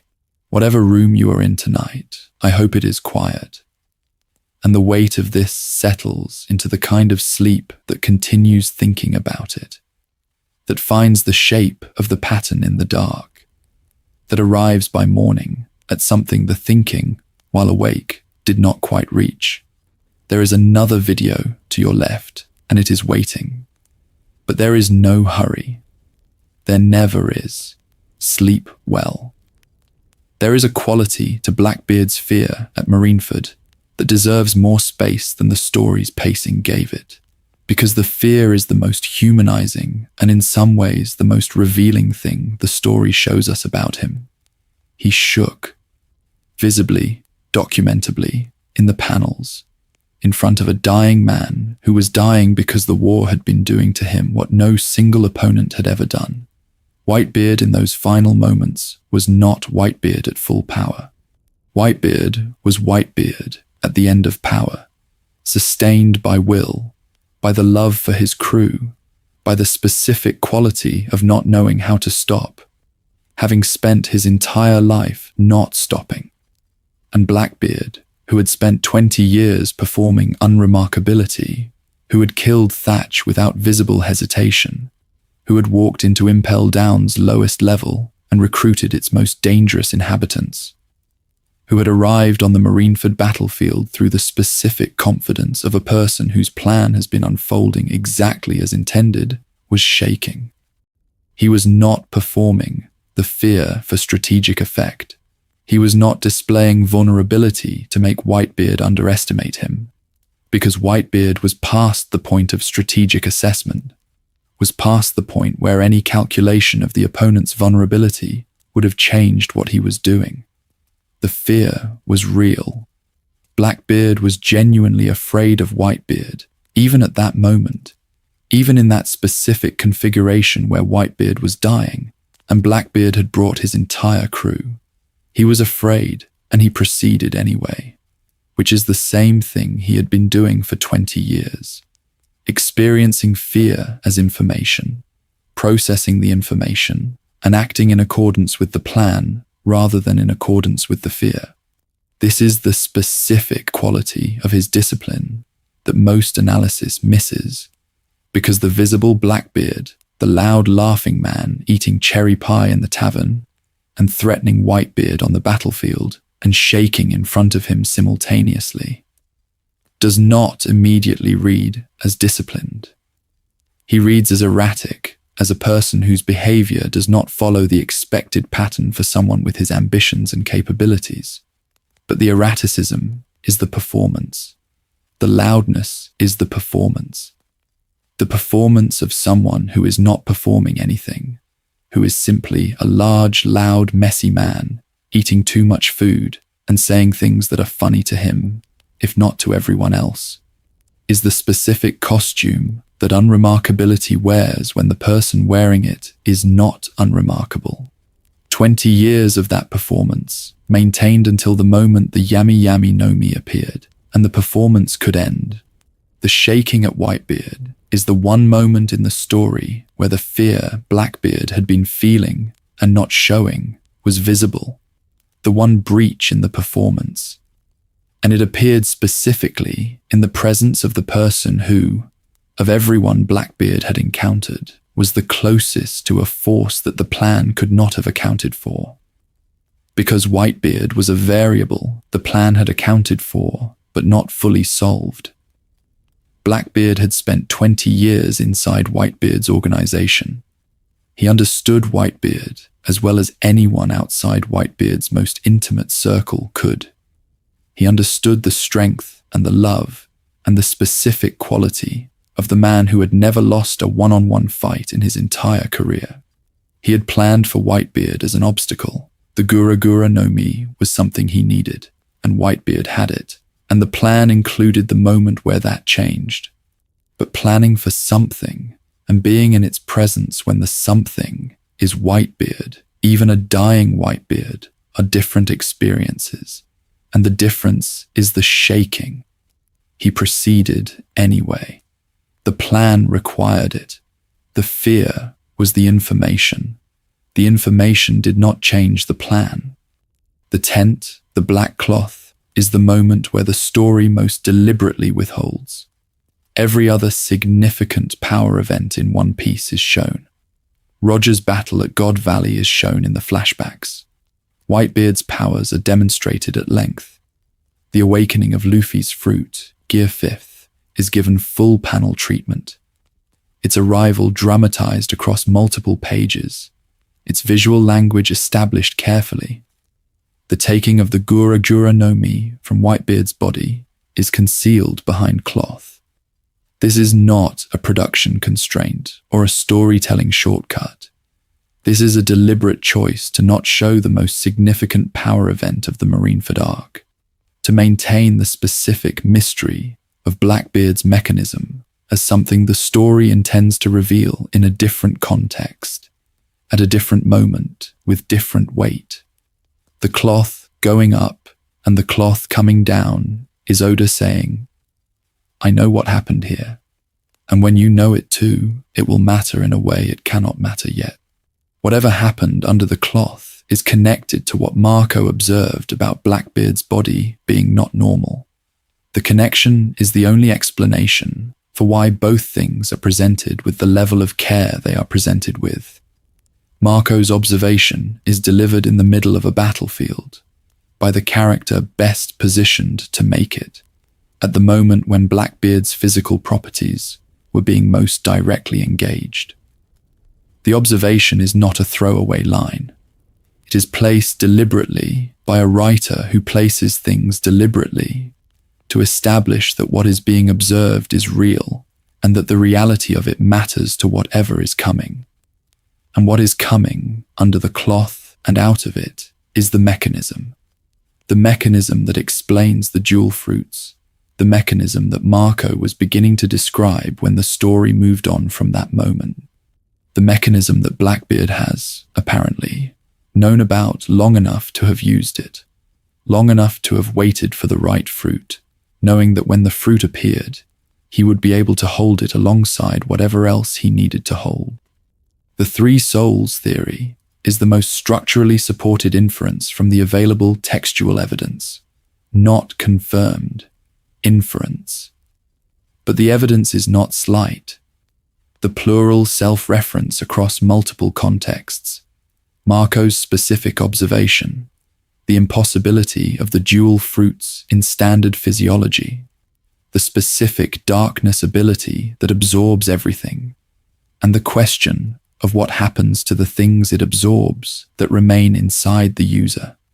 If Blackbeard's internal structure supports multiple souls, multiple fruit spirits, multiple inhabiting presences that can coexist within the same physical form, then the dual fruits are the natural conclusion of that structure, rather than a violation of the standard rules.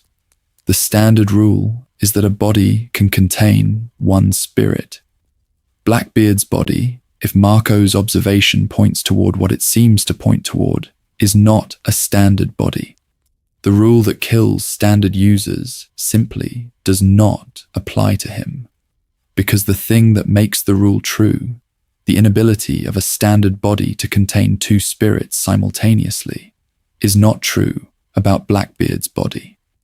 And if the body can contain three, which the theory suggests, then the darkness has not reached its limit. Blackbeard with two fruits is not Blackbeard at his structural ceiling. The ceiling is higher than two, if the theory holds, and the theory's holding would explain why the story has been careful to show the dual fruits without explaining them. Not because the explanation does not exist, but because the explanation, when it comes, will not simply explain the dual fruits, but will reveal a capacity larger than the dual fruits implied. The story is saving the mechanism for the moment when the mechanism's full implications become narratively necessary. Now let us talk about what Blackbeard is doing while the story's current arcs are unfolding. He is a Yonko.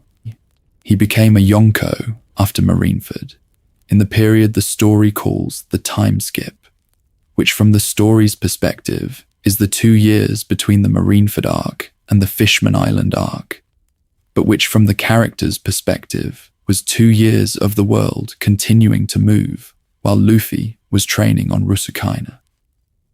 In those 2 years, Blackbeard converted his post-Marineford position, which was a person with 2 devil fruits and a crew of level 6 criminals and a reputation from Marineford, into a Yonko-level territorial authority. He did this in 2 years. The speed of the conversion from known individual to emperor-level territorial power is itself evidence of the organizational infrastructure that had been building before Marineford. The tithe system, the distributed Titanic captains, the network of operations across the New World that was apparently already in place and needing only the public establishment of Blackbeard's authority to consolidate into a recognized Yonko territory. His territory is Hachinosu, Pirate Island, formerly known as Fulalead. The island has historical significance as a gathering point for pirates that predates the story's current era, and its selection as Blackbeard's base is likely not accidental, not for a person who does not make accidental selections.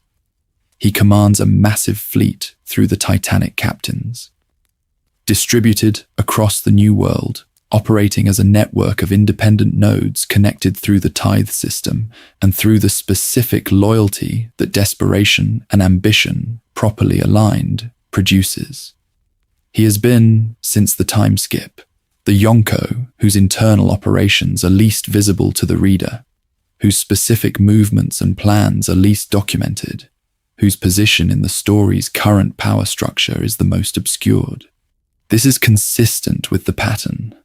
Blackbeard becomes most visible immediately before and immediately after a decisive action. And between decisive actions, he is performing the patience that the decisive actions require. He has been acquiring things.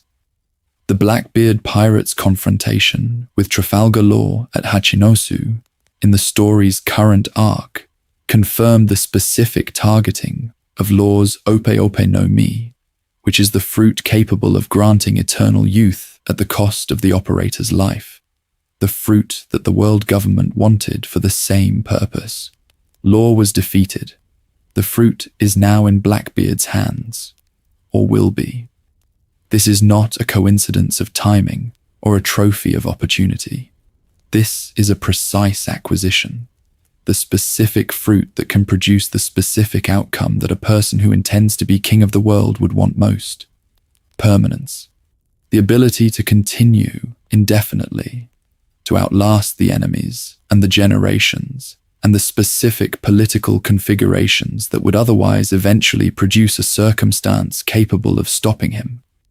If Blackbeard uses the Ope Ope no Mi to grant himself eternal youth, he becomes the story's most permanent threat, the threat that does not diminish over time but continues to accumulate, the patience made literally immortal. This is the specific trajectory that Blackbeard has been building toward. Not the king of the world in the political sense of the term, not the management of nations and institutions and the formal machinery of global authority. The king of the world in the sense that Rox D.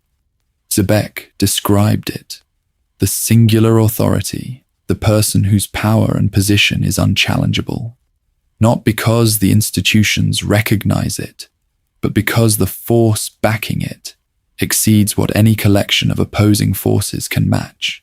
Eternal youth would mean the accumulation continues indefinitely. The tithe system would continue producing resources. The Titanic captains would continue operating. The dual fruits would continue being used. And Blackbeard would continue across whatever centuries were required, building toward the specific position that no temporary king can hold, but that a patient, disciplined, strategically exceptional person who cannot die might eventually reach. The person sailing to stop him has a fruit that Oda described as the most ridiculous power in the story, and that the five elders described in secret as the most dangerous fruit that has ever existed. The fruit whose awakening made Kaido, the world's most indestructible creature, stop fighting and look at what he was seeing and say, "Joy Boy." The fruit whose specific quality of freedom, the making of everything optional, the conversion of the world's rules into suggestions, is the precise opposite of Blackbeard's darkness that makes everything compulsory, that draws everything toward the void, that nullifies the options available to whatever it catches in its pull. The darkness and the sun, the void and the laugh, the patience that waits for the right moment, and the will that has no concept of wrong moments.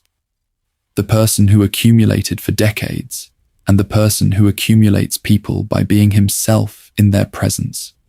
The story's thesis and the story's counter-thesis, made physical, made D-carriers, made the opponents the narrative has been building since the first arc, since a conversation about dreams in a tavern in Mocktown over too much food and cherry pie.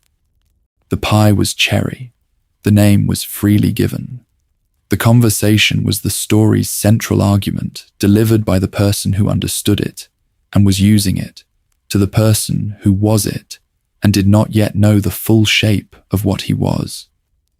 Neither of them is the same person they were in that tavern. Both of them are more completely who they were always going to be, the distance between the Jaya scene and the story's current state being the distance of becoming.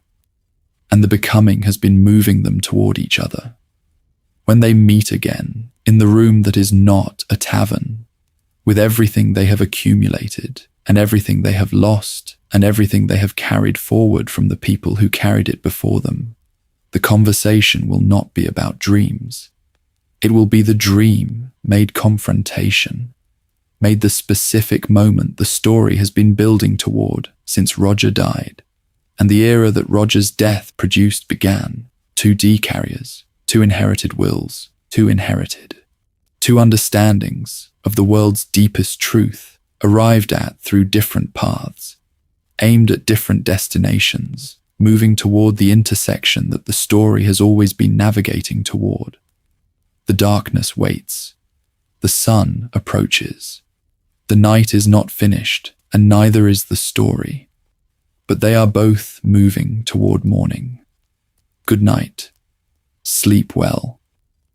There is one more thread worth following before the night fully gives itself over to sleep, and it is the thread about the will of D, specifically about what the D means when it appears in MarshallDTeach rather than in Monkey D, Luffy, or Gold D Roger, or Portgas D Ace.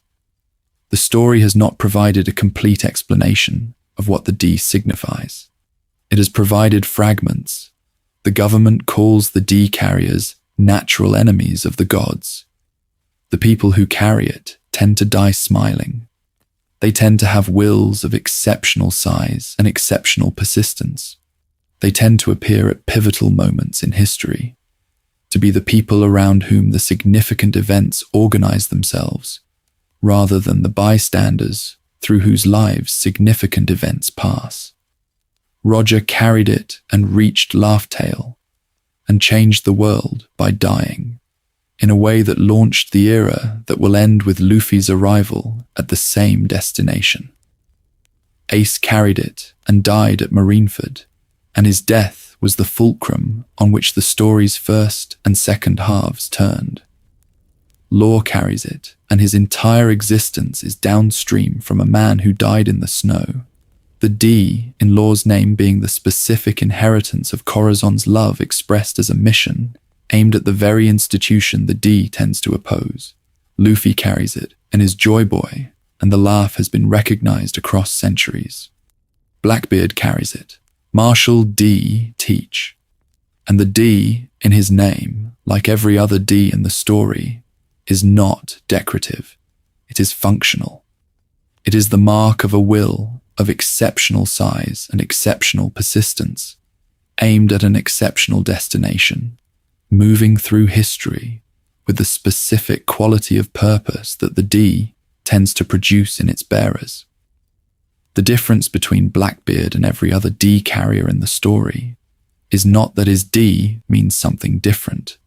It is that the destination he is aimed at is different. Every other D carrier we have spent sustained time with in the story is aimed, however indirectly, and through however many detours, toward the opening of the world, toward the liberation of the things the government has been suppressing, toward the completion of Joy Boy's promise, and the return of what the Void Centuries events destroyed. Blackbeard is aimed at something else. His destination is ownership rather than liberation. His version of being king of the world is not the world being free, but the world being under his singular authority, which is the one destination that the D's most common trajectory is aimed against. This is the specific argument the story is making with Blackbeard. Not that D carriers are good, or that they are the story's guaranteed protagonists. Not that the will that the D represents is always pointed in the direction the reader is rooting for, but that the will is real and that the will is exceptional. and that the same quality of will that makes Luffy capable of becoming Joy Boy makes Blackbeard capable of becoming the story's most dangerous antagonist, because both qualities are the will expressed toward different destinations. The D does not choose the destination. The person does. And Blackbeard, who understood inherited will before the story made it explicit to the reader, chose a destination that the inherited will is capable of reaching, that the will's size and patience and precision make reachable, that requires stopping precisely because it is reachable. The story has been careful about this. It has been careful not to make Blackbeard simply evil, in the way that a story's antagonist is sometimes simply evil, simply the obstacle, simply the force that the protagonist is opposed to, without the opposition carrying any meaning beyond the fact of the opposition itself. Blackbeard understands things. He understands the story's thesis. He speaks it correctly to the right person at the right moment. He has organized his entire life around a plan that required exceptional discipline, an exceptional patience, an exceptional understanding of how the world actually works, executed over decades successfully. He is not wrong about the things he understands. He is wrong about the destination.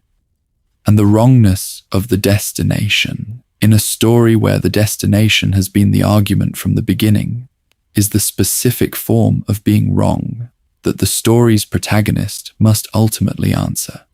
Luffy does not fight Blackbeard because Blackbeard is evil. Luffy fights everyone. Luffy does not fight people because they are evil, because Luffy does not organize his relationship to the world around the category of evil in any conventional sense. Luffy fights the people who are in the way of the things he cares about, who are doing things that hurt people he loves, or people he has decided to protect, who represent the specific form of wrongness that his will is positioned to answer. Blackbeard will be in the way. Blackbeard's destination is the specific destination that Luffy's destination cannot coexist with, because a world under Blackbeard's singular authority is not the world that Luffy's laughter has been promising to the people around him. The world where everyone is free, where the sea is open, where Joy Boy's promise is finally kept. Blackbeard's world and Joy Boy's world cannot both exist, and both people are sailing toward the moment when one of them is the world that gets to be real. The man in the tavern in Mocktown knew this. He knew it when he said a man's dream does not end. He knew the thesis, and he knew that the person he was talking to was the thesis. And he knew that the thesis and the counter-thesis were both moving through the same story toward the same moment. He ordered 3 cherry pies. He laughed at things that were not especially funny. He gave his name freely and let Nami feel something wrong and did not care that she felt it, because what she felt was not something that needed to be hidden from her specifically, only something that the world was not yet ready to know he was. Now it is ready. The story is ready. The pieces are in place. The 2 D carriers, the 2 inherited wills, the 2 understandings of what the world's deepest truth requires, moving toward the room that is not a tavern, and in which both of them will know exactly what is at stake and exactly who the other person is. The cherry pie detail, the Nami unease, the conversation about dreams, the patience of decades, the 20 years of unremarkability, the Warlord Gambit, the level 6 recruitment, the black cloth tent at Marineford, the dual fruits, the 3 souls inference, the rocks parallel, the tithe system, the eternal youth pursuit, all of it has been pointing at the moment when the man who was the most dangerous person in the tavern and did not need anyone to know it yet is finally in the room where everyone knows it. The darkness waits. It has always been waiting. Waiting is what it does. And the sun has been approaching since Roger died in Logetown and said, "Look for it." I left all of it at that place. The sun is approaching, and the darkness is waiting, and the night between them, the night we are in right now, is the space the story has been occupying for 30 years and is nearly done occupying. But not yet. Not tonight. Tonight, there is still time. Tonight, the story is still unfolding, still building toward the meeting, still accumulating the weight that the meeting will need to carry. And that is enough. That is more than enough. The pieces are visible, the pattern is visible, the dream does not end. Good night. Wherever you are, I hope the room is quiet and the night is long, and what we moved through together settles gently into the kind of sleep that keeps thinking about it, in the dark, at the level of thought that does not need to be conscious. There is another video to your left. It is waiting whenever you are ready. There is no hurry. There is never any hurry here. Sleep well. Let us take one more pass through the specific texture of Blackbeard's patience, because the patience is the argument, and the argument deserves its full articulation. Most people who have power of the scale Blackbeard possessed, even before the Yami no Mi, do not sustain 20 years of deliberate invisibility. The specific pressure of capability in a context that rewards capability, the daily experience of being able to do more than you are doing, of watching people around you advance on the basis of the capability you are concealing, of knowing that the organization you are inside would recognize you differently if you chose to be recognized differently.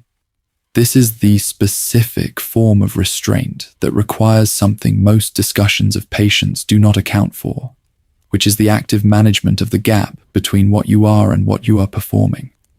Patience is usually described as a state of waiting. What Blackbeard performed was a state of active suppression, sustained across decades, in an environment that was designed to draw out the thing being suppressed. He managed this by understanding the purpose of the performance, at a level deep enough to keep the purpose intact, regardless of the daily cost. The purpose of the unremarkability was to reach the fruit. The fruit was worth the years. The calculation was clear enough, and the calculation was the motivation. And the motivation was enough, because the goal was large enough. People sustain disciplines in proportion to the clarity and the magnitude of the goal the discipline is in service of. Blackbeard's goal was large enough to sustain 20 years of daily discipline, because the goal was singular, total, the largest goal the story contains when measured by ambition rather than by moral weight, to be king of the world, to hold singular authority over everything. The magnitude of the destination was the fuel for the discipline of the journey. He did not love the journey. He understood the journey, and the understanding was sufficient. This is the specific quality that distinguishes him from the other powerful figures in the story's history who were also patient. Rayleigh waited on Sabayadi for 20 years, but Rayleigh's waiting was grief expressed as withdrawal, patience that was also mourning, the specific stillness of a person who had completed the most significant journey of their life, and who was waiting for the next person to come, rather than for a specific moment in a specific plan. Shanks waited across the entire story, holding the hat, maintaining a position in the world's power structure that served purposes the story has not fully articulated. But Shanks's waiting has the quality of something he is in the middle of, rather than something he is sustaining in service of a future act. Blackbeard's patience was pointed. It had a specific target and a specific endpoint, and the patience was the means to reach the endpoint, rather than a quality of being expressed continuously without particular aim. The pointedness of it is what made it effective. 20 years aimed at a single fruit, a single moment, a single decisive act from which everything else would follow. 20 years of daily discipline in service of that single outcome. And then, when the outcome was available, the immediate and total commitment to it. Thatch appeared with the fruit, and the 20 years ended in a single act of decisive violence that had no hesitation in it, no second thoughts, no weighing of the cost against the benefit. The benefit had been calculated for 20 years. The cost of Thatch's life had been factored into the calculation long before Thatch found the fruit. The act was clean because the thinking had been done completely and over a long enough period that the execution of it required no new thinking, only the action. This is the argument about patience as power, not patience as virtue, not patience as a moral quality that makes a person good or praiseworthy, but patience as the specific mechanism by which a person whose plan requires a specific moment can be in the right position when that moment arrives. Strength alone cannot produce the right position. Speed alone cannot. Intelligence alone cannot. Because intelligence without the time to apply it cannot build the organizational infrastructure and the specific positioning that Blackbeard assembled across 2 decades. Only patience can. The specific willingness to sustain the position indefinitely until the position becomes the right position. And Blackbeard's patience was sufficient. He was in the right position. He had been in the right position for decades. And when the moment came, he acted. The cherry pie on the table in the tavern in Mocktown is the specific image the story chose to introduce him with. And the image was chosen deliberately. Not a weapon, not a display of power, not a dramatic entrance or a threatening posture, or any of the things the story uses to introduce characters who are supposed to read as dangerous on first contact. Cherry pie. The same food that Thatch made for Whitebeard with love. The same food that Whitebeard's doctors had forbidden him. The same food that Blackbeard ate because it was what he had been eating for 20 years on Whitebeard's crew. And he saw no reason to eat anything else in a tavern in Mocktown while he waited for Luffy to arrive. The pie is the detail that contains the whole story of where he came from. The name is the detail that contains who he is going to become. And the conversation about dreams is the detail that contains what he understands about the story he is inside. 3 cherry pies, a name freely given, and a conversation about the thing both people in the conversation understood more deeply than the scene's apparent casualness suggested. The beginning of the story's final opposition conducted in a tavern over pie, in a town called Mocktown, on an island called Jaya, in the Grand Line's first half, before either person was fully what they were going to become. It was always going to be them, the darkness and the sun, the patience and the laughter, the void that absorbs and the rubber that reflects. 2 D carriers, 2 inherited wills, 2 understandings of what the world needs in the coming era, pointed at each other across the full distance of everything that had to happen before the pointing became confrontation. The story has been crossing that distance for 30 years. It is nearly across. The pie was cherry. The name was MarshallDTeach. Anami felt something wrong. Sleep well. There is one question that the story will eventually have to answer. And it is the question that everything else we have discussed tonight was built around. Not what Blackbeard's second fruit mechanism is. Not whether the 3 souls theory is correct. Not where Rox D's Zebek fits into Blackbeard's origin. Those answers will come. The question is larger than any of them. The question is, what happens to a will that has been inherited from someone who should not have won, in a story where the will that should win always finds its bearer? Roger and Garp stopped Rox. Rox's ambition did not produce the world he was sailing toward, But the ambition, if the structural parallel is what the story is building, found a new bearer in MarshallDTeach. The will that Roger stopped did not die with rocks. The will that Roger stopped is eating cherry pie in a tavern in Mocktown, carrying the D, knowing the story's thesis, waiting for the right moment. And the right moment has been arriving, piece by piece, for the entire duration of the narrative. If inherited will is real, if the thesis the story has been arguing is true, then the will that is being inherited is not only Joy Boy's. Rox's will is also in the world, also looking for its completion, also being carried forward by the person whose specific combination of capability and patience and understanding makes them the right bearer. This is the specific complexity that makes Blackbeard the story's final antagonist, rather than simply its most powerful villain. He is not wrong about inherited will. He is not wrong about the D.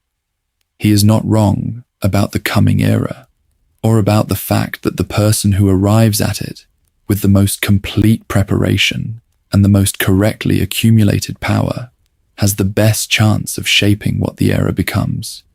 He is using the story's truth in service of the story's counter-thesis. And the counter-thesis is real. And the person advancing it is genuinely dangerous. And stopping him requires more than being on the right side of the argument. It requires being strong enough, prepared enough, and willing enough to be the person the argument needs in the moment the argument becomes a confrontation.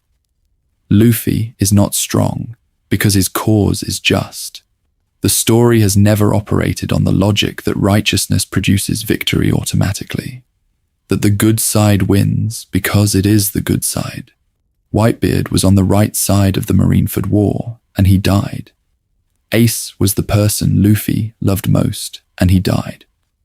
The story has demonstrated with full seriousness that the right cause can lose, that the person with the better argument can be defeated, that the world does not automatically align itself with what it should produce. Luffy is strong because he has been made strong by the specific people and circumstances the story organized around him, and he will need to be stronger still by the time the confrontation with Blackbeard arrives. And the becoming stronger is the second half of the story, the part that has been happening since Marineford and the breakdown and the training on Rusukaina. Blackbeard will be stronger still too. He accumulates. The eternal youth pursuit, if it succeeds, means he accumulates without limit. The distributed network of Titanic captains means the organization grows while Blackbeard focuses on his own development. The dual fruits continue to be refined, the darkness becoming more complete in its nullification, the quakes becoming more precise in their deployment.